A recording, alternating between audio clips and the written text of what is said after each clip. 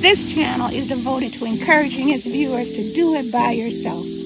Gardening, landscaping, culinary, and other God-given talents create an absolutely invigorating, peaceful, and a uniquely nurturing and holistic lifestyle.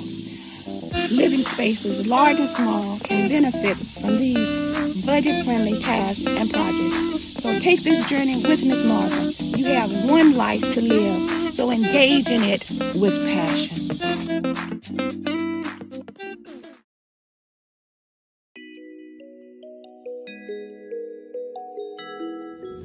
Hey everybody, I want to welcome you to our spring sneak peek grand tour of Celestial Gardens.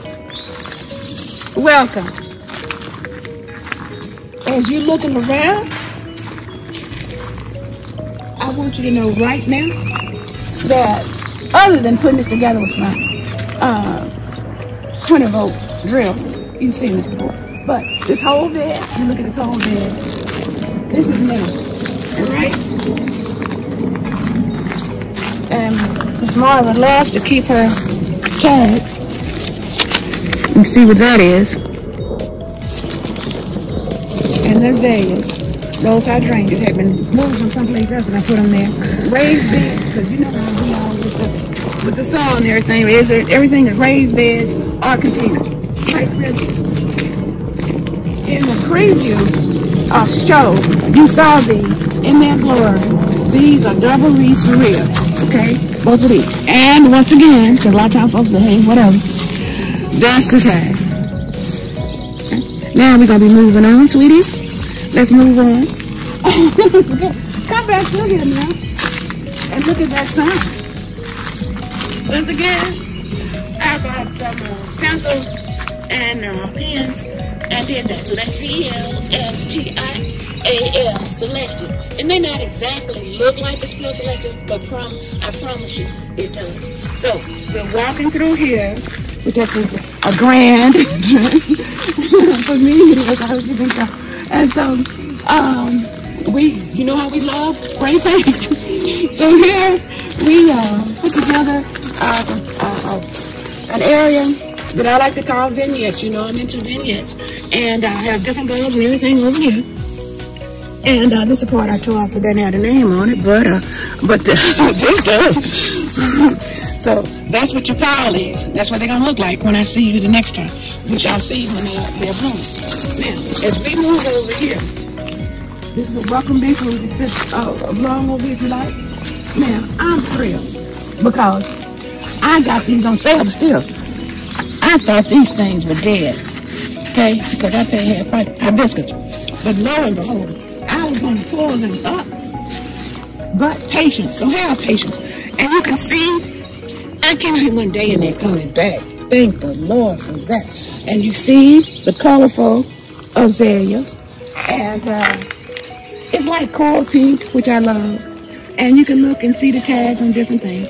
I put in some elephant ear bulbs. I had them everywhere, so that's what those are coming up to be. And even in the pot, I dug up a bunch of panels from this round area. And before I go any further, when you talk about hardscaping, we were talking about follow the yellow brick road. Look, I painted them black first or brown, and then I put the yellow brick road. Yellow brick road. Look, I want you to look and see. Just look and see now. I'm gonna talk. Look and see the path with the yellow. Just look around. You see how it whirls around. Okay, it whirls around through here. It comes all the way around. Up in here. None of this was here before. None of this. I added more azaleas. I put some cannas and sprayed those parts. That's like a seafoam blue. We put the pallets over here. All of these tropical plants were indoors. I had about 12 or 13 of those indoors. And you saw this in the beginning. So it's mountain snow pieris. And when you saw those, it had the pretty white, like popcorn white little balls hanging out. I'm going next to the tree hydrangea. So you'll be able to see from a distance Miss Marva in the midst, and you'll be able to get this whole view of, and this is what I really wanted you to see. You move back, you'll see how tall it is up here. And you see me peeking through. And so yeah, it's called Annabelle. I did research, and the horticulturist came along and said that's what it is too. And you see they have flowers, and it's so unique, and I'm just really proud of this. And I just wanted to make sure that you saw that and you could see how beautiful that is. All these empty pots will have wildflowers. Okay, this is where I was planting constantly. And you look at one of those, you see how much I paid for it? Special buy. And you know I'm not promoting anybody, but if you go find some of those, and it's good for shade. This is mainly shade over here. You know, most things are mainly shade. And so we have elephant ear coming up in here. Here's the ivy, the sedum over there, and look like the sun is trying to come out. Look, guys, we look, and once again we want to say thank you, Lord, because this is supposed to be a cloudy, wet day, and look what happened. Now, this bed, all of these things have been newly installed, and that's why you can see the tags. You can see the tags on something, but I like to leave it on there. I can remember what it is now. Look at this. This is what's called a rhododendron hard sun. In case you're trying to put your beds together, I want you to see the tags on things. Look at the tag on this. That's what that is. Look, that is really this. That's the baby version. This is the older version of it. The same thing. It's the same thing. You see how it grows and stuff? It's all what you look like. As we look over here, as we look from here over into that is a garden that I'm going to present to you later. That's a mystery garden. But I can tell you that mystery garden is called, that's called Fernhaven. And that's called Ivy Lane. I come up with all these names now. But, like I said before, we finished off. If you look down, we brought in the pea gravel. We still have, and we put down, this is new, we put these cannons, and they coming up, and they coming up all places. Spray paint that. Those are overhanging planters. You can get those to hang over your rail. They hang over rails, different things, put flowers in them, for smaller places, whatever, larger. And I'm going to show you another example. Now, as we walk along here, once again, if you want something interesting, that's something to add to your landscaping. This over here will be some yellow or mixed cannas that I actually bought. Now, the hydrangea is going to be coming along soon, and I want you to see this over here. This is a particular garden. This is called Juliet's Serenity Garden. So it's named after my daughter, who was so wonderful and kind that she gave me. If you can walk through and look, meadow. That's Gabriel looking to heaven, and that's Michael. But they're metal art, and so then that's what the bird bed. And I wanted to represent.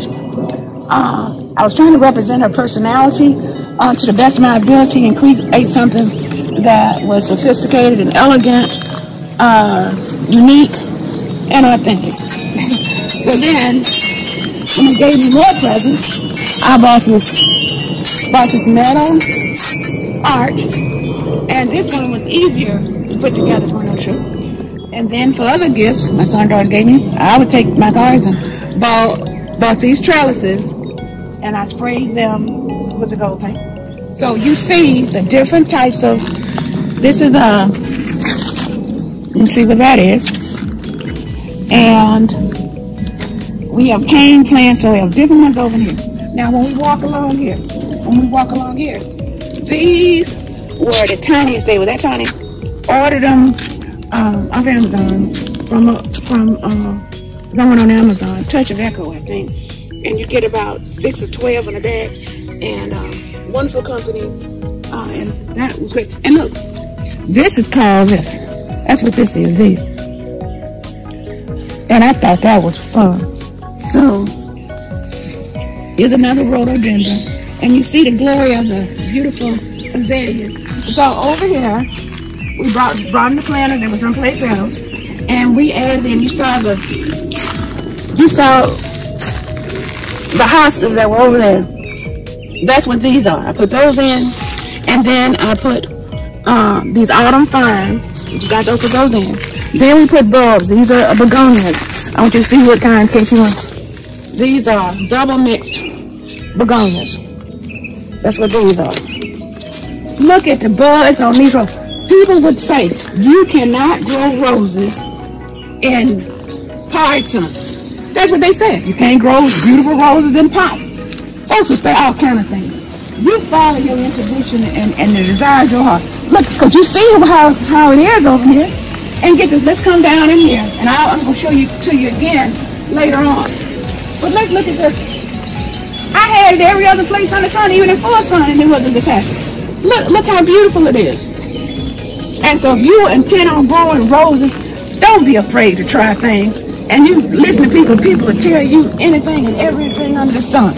And use your instinct and your intuition, you just try.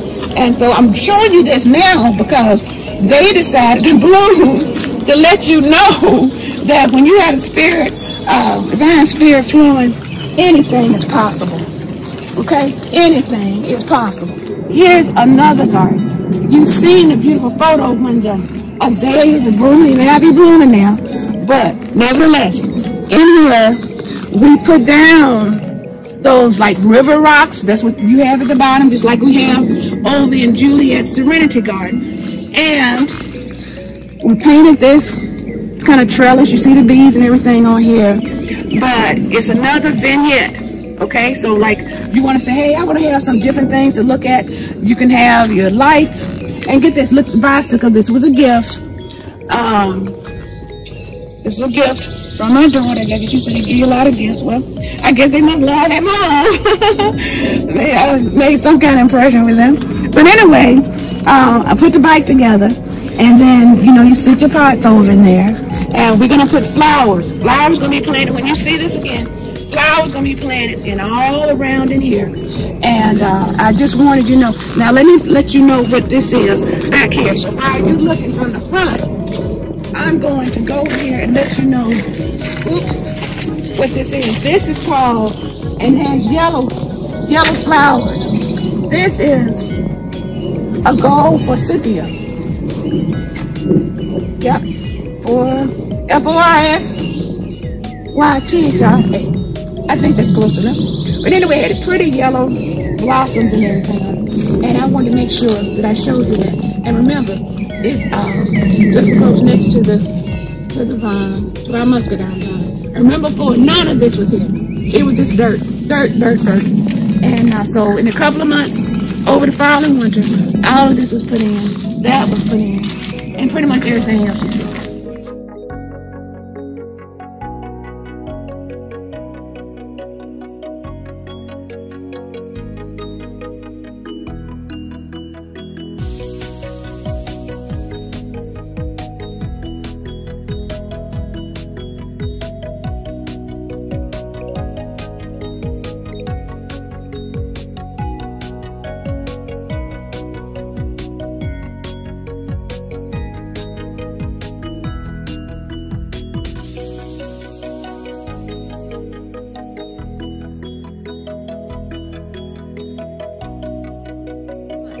Our word for today is countervailing.